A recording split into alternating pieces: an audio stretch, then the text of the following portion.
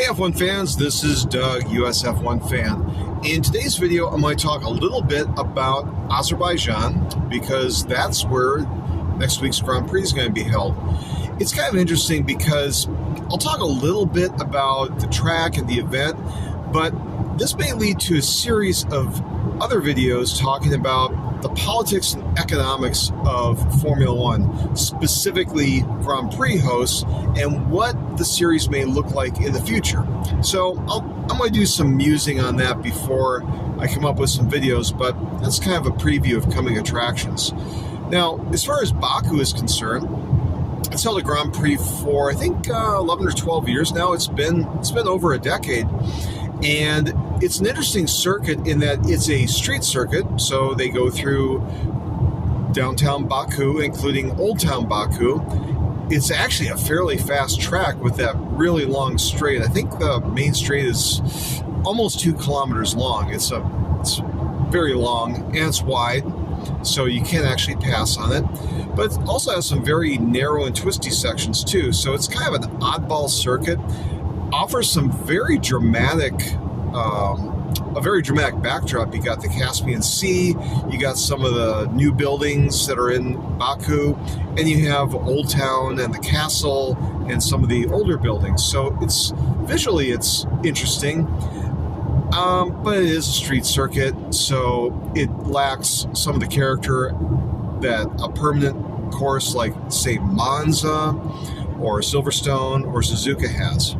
So there's that.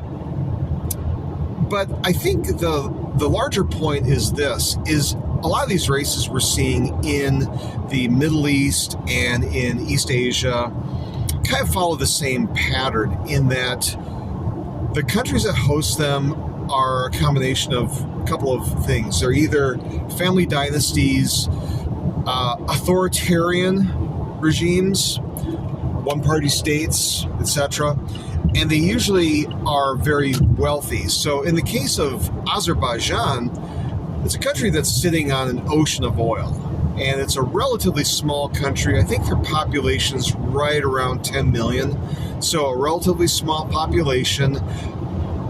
They are wealthy in terms of oil, and it's an authoritarian regime. So Formula One is able to negotiate with the leaders of country and the business officials in Baku to secure a race. The series obviously makes a lot of money or they wouldn't be going there, and so the event continues. And I'll end on this note.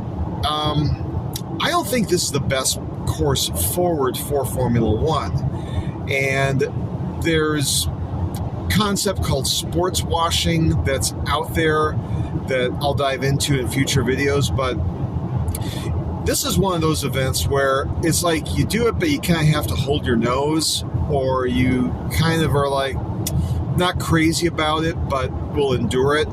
But it speaks to some larger issues affecting sports in general and F1 in particular. So those are a few of my thoughts about the upcoming Azerbaijan Grand Prix, and I'm sure this will generate a lot more content in the future. So if you want to get that content, go ahead and subscribe. If you like this video, hit like. If you have a comment about this or other content, well, go ahead and comment. I'll talk to you later. Bye-bye.